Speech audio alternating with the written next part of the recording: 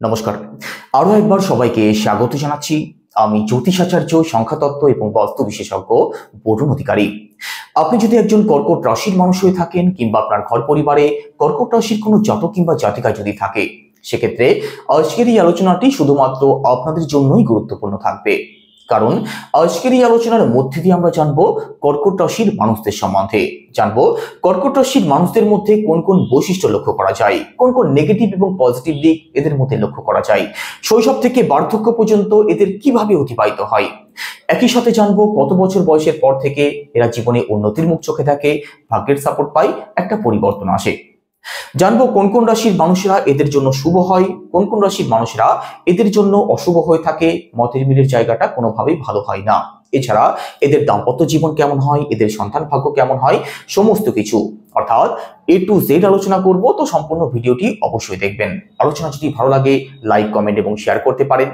আর একই সাথে আমার সাথে যারা যোগাযোগ করতে চাইছেন, যারা জন্মছক বিচার করতে চাইছেন, ভিডিও ডেসক্রিপশনে এবং ইন্ট্রোতেও নাম্বার দেওয়া থাকবে, আপনারা ফোন করে কিংবা হোয়াটসঅ্যাপের মাধ্যমে বুকিং করতে পারেন। আর আপনি যদি একজন নতুন দর্শক হয়ে থাকেন, এটাই সব থেকে ভালো সময় চ্যানেলটিকে সাবস্ক্রাইব করে নেওয়ার জন্য। তো চলুন আলোচনা শুরু করা যাক। তো কর্কট রাশির মানুষেরা কেমন হয়ে থাকে সেটা তো অবশ্যই আলোচনা করব। তার আগে একটু ছোট্ট করে বোঝানোর চেষ্টা করব কর্কট রাশির যে সিম্বল আমরা দেখি, সেই সিম্বলটার অ্যাকচুয়াল অর্থ কি। কর্কট রাশির সিম্বল কি? একটি কাঁকড়া। তো কর্কট রাশির মানুষদের মনে হতেই পারে কাঁকড়ার সাথে আমাদের কোন বৈশিষ্ট্যের মিল আছে। তো চলুন সেটা আগে দেখে নেওয়া যাক। দেখুন, কাঁকড়া কর্কট রাশির সিম্বল হচ্ছে কাঁকড়া। কর্কট রাশি একটি জলতত্ত্বের রাশি। কর্কট রাশির লর্ড হচ্ছে চন্দ্র। দেখুন, কর্কট রাশির লর্ড যেহেতু চন্দ্র, তো এদের মধ্যে ইমোশন, এদের মধ্যে সেন্সিটিভ নেচার তো অবশ্যই লক্ষ্য করা যায়। আর কাঁকড়াকে উপর থেকে দেখে যতটা শক্ত মনে হয়, ভেতরটা কিন্তু এদের ততটাই নরম হয়ে থাকে। প্রথম দেখাতে কর্কট রাশির মানুষদের একটু টাফ মনে হতে পারে, একটু মুড়ি স্বভাবের মনে হতে পারে। তবে এদেরকে আপনি তখনই চিনতে পারবেন, তখনই জানতে পারবেন যখন এদের সাথে আপনি কিছুদিন মিশবেন। কর্কট রাশির মানুষদের যারা বন্ধু হয়ে থাকে, যারা আত্মীয় স্বজন হয়ে থাকে, কাছের মানুষেরা হয়ে থাকে, তারাই একমাত্র জানে যে মনের দিক থেকে এরা কতটা সেন্সিটিভ, কতটা কোমল মনের মানুষ। কাঁকড়ার বৈশিষ্ট্য হচ্ছে যে কোনো কিছুকে আঁকড়ে ধরে থাকা। তো কর্কট রাশির মানুষেরাও কিন্তু যে কোনো কিছুকে আঁকড়ে ধরে থাকতে চাই, সেটা রাগ হোক, জেদ হোক, আনন্দ হোক, ভালোবাসা হোক অথবা অভিমান হোক, কোনো কিছুকেই কিন্তু এরা ছেড়ে দিতে পারে না, সহজে কোনো কিছুকে এরা ভুলে যেতে পারে না। এদের সাথে যদি কেউ খারাপ ব্যবহার করে, এখন হয়তো তার সাথে সম্পর্ক ভালো হয়ে গেছে, তবুও তার সাথে যখন কথা বলবে তখন ঠিকই মনে পড়বে যে আজ তুমি আমার সাথে ভালো ব্যবহার করছো, কিন্তু একদিন তুমি আমার সাথে খারাপ ব্যবহার করেছিলে। তো কোনো কিছুকে যেহেতু ছাড়তে পারে না, তো এদের মধ্যে টেনশন থাকে, যে কোনো বিষয় নিয়ে কিন্তু ডিপ্রেশনের শিকার এরা হয়ে থাকে। কাজের দিক থেকে ডেডিকেশন অবশ্যই লক্ষ্য করা যায়। রাগ জেদের জায়গাটা অতি মারাত্মক না হলেও রাগ জেদ কিন্তু অবশ্যই থাকে। এবার আলোচনা করব যে কর্কট রাশির মানুষেরা বাস্তব জীবনে কেমন হয়ে থাকেন, শৈশব থেকে বার্ধক্য পর্যন্ত এদের কিভাবে অতিবাহিত হয় এবং কোন কোন বৈশিষ্ট্য এদের মধ্যে লক্ষ্য করা যায়।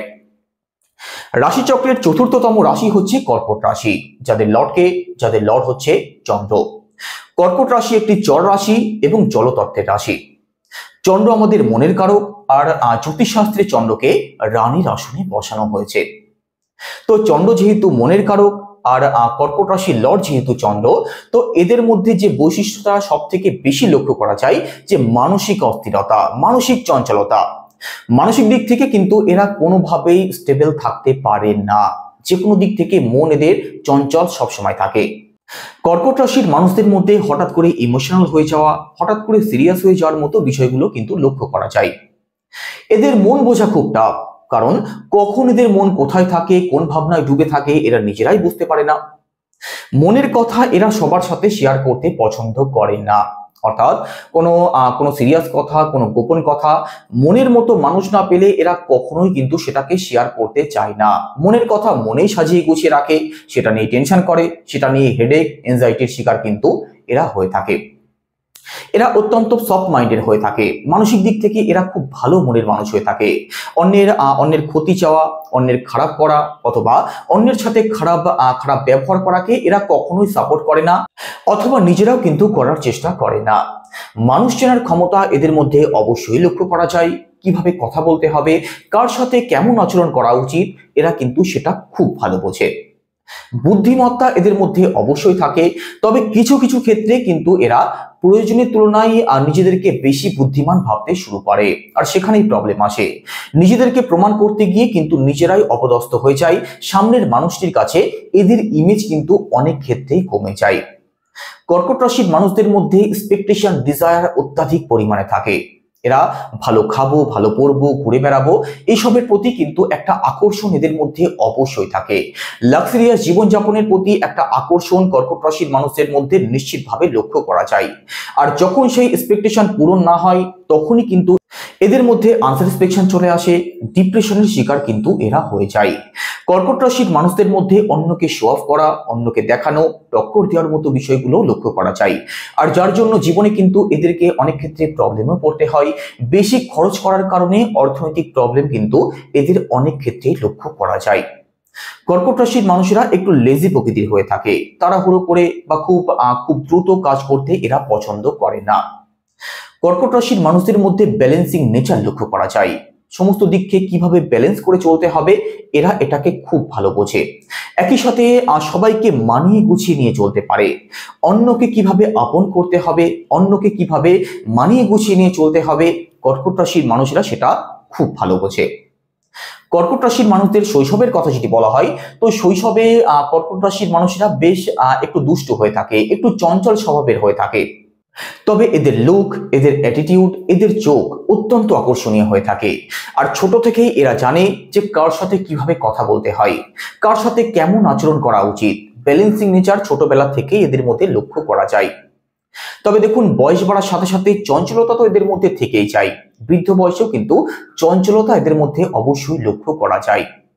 দেখুন, কর্কট রাশির মানুষদের মধ্যে আরেকটা যেটা বৈশিষ্ট্য লক্ষ্য করা যায়, এরা কোনো কাজ যদি চায়, মন থেকে যেটা চাইবে সেটা সাথে সাথে, না হয় ধূর পড়ে থাক ও পরে দেখা যাবে। এই বৈশিষ্ট্যটাও কিন্তু কর্কট রাশির মানুষদের মধ্যে লক্ষ্য করা যায়। দেখুন, বৃদ্ধ বয়সেও কিন্তু এদের মধ্যে এক্সপেকটেশন, ডিজায়ার মারাত্মকভাবে থাকে। নিজের পছন্দকেই এরা সবসময় বেশি একটু গুরুত্ব দেওয়ার চেষ্টা করে। একই সাথে সন্তানকে এরা সবসময় বেশি প্রাধান্য দেয়। সন্তানকে নিয়ে টেনশন করে, একই কথা বারবার বলে, যার জন্য কিন্তু সন্তানের সাথে মাঝে মধ্যে আর্গুমেন্ট হয়, সন্তান একটু এদের প্রতি অসন্তুষ্ট হয়ে পড়ে। এবার আলোচনা করব যে কত বছর বয়সের পর থেকে কর্কট রাশির মানুষরা জীবনে উন্নতির মুখ চোখে দেখে, ভাগ্যের সাপোর্ট পায়। সাধারণত দেখা গেছে যে 22-23 বছরের পর থেকে আর 33-34 বছরের মধ্যেই কর্কট রাশির মানুষদের জীবনে একটা মারাত্মক পরিবর্তন আসে।